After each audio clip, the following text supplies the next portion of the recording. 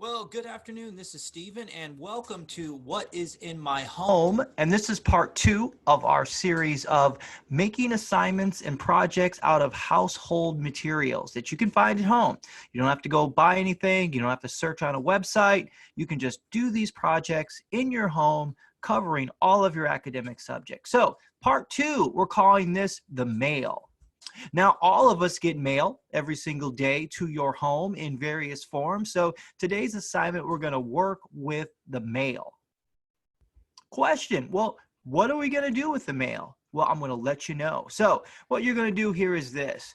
You're going to go find a piece of mail in your home. Either go to your mailbox, either find some that is laying around the house. Make sure you wash your hands before you do this, or after you touch the mail, or if you go outside, make sure you wash your hands when you come inside. All right, so we can do some math by finding numbers on either a bill or an advertisement, and we'll write them down. We can create some questions about the numbers, and then we can answer them. Also, what we can do is we can find new words and write them down and look up the definitions for them, even use them in a sentence. We can look at the names of the cities or the countries from the companies that our mail came from, and we can look those up. We can also find some scientific terms that are located within the ads or bills that we have.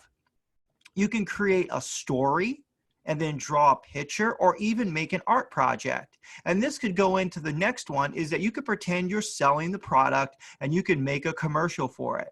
And then you can also find the name of a company that made the product or that is selling the ad, and you could find their address and write a letter to them and see if they answer you back. So we all have bills. We can all find neat things to do with those bills. So I'm going to take you through a quick tour of some of the mail that I found in my home.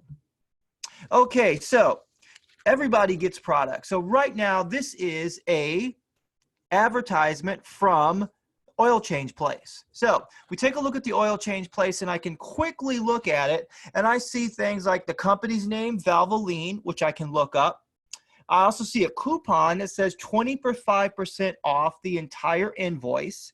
So we could see what that means. Okay, what does invoice mean? That could be a new vocabulary word. 25% off. Well, there's your math lesson right there. Okay, then we've got locations on the back.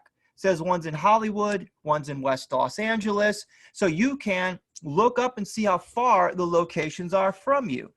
Other popular ads that come in the mail all the time, we get Ralph's paper ads. Okay, so you can see what's on sale at Ralph's, and you can price compare. So you can see how much your meals cost. And maybe you could do something like make a shopping list and then add up and see how much you would spend at the store.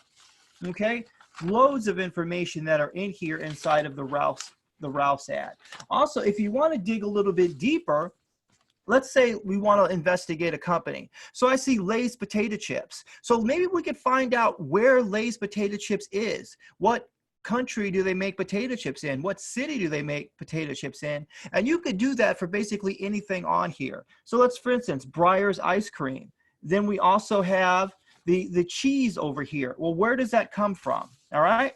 Next thing, we always get the restaurant ads. So I have El Pollo Loco, and I also have Wiener Schnitzel. So we can take a look at these ads, and we could see, for example, they have a family dinner. They have coupons for different types of food, and then you can investigate these and see if they're worthwhile for you. Now, here's what also you can do.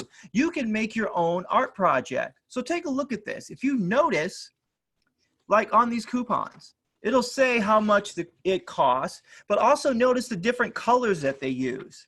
So they use black for the numbers, and then they use a different font, a bold font or a lighter font. So maybe when you do your art project, you could take that into mind. Notice the logo here for El Pollo Loco. It's a different color. Okay, so maybe you could do that as well. Also take a look at our Wiener Schnitzel. So we see Oreos up here. We also see fish and chips. So maybe you could pretend you're selling a product, and you could make a little story about how you are selling a product. Also, we've got Carl's Jr., And then we have other companies like Harbor Freight. So everybody gets these in their homes. Here's an ad for Spectrum Cable. So there are so many different things that you can do. So let's just say we're going to do an art project or we're going to make a poster. Notice the color scheme here. Why do they use the color blue? Why do they use the color black? Okay, maybe you want to make a poster and pick 2 different colors. Notice they have only 2 different colors in here. They have blue and they have black. So maybe when you make a poster, you could do that too. Pick 2 colors and find out why they use those colors. So lots of things out there for you to be creative with in the home.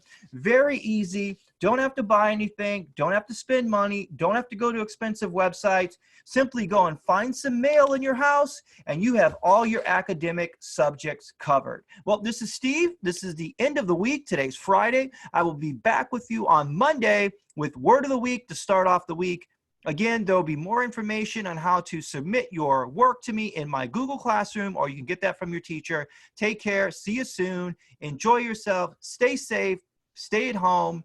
Have fun. See you next week.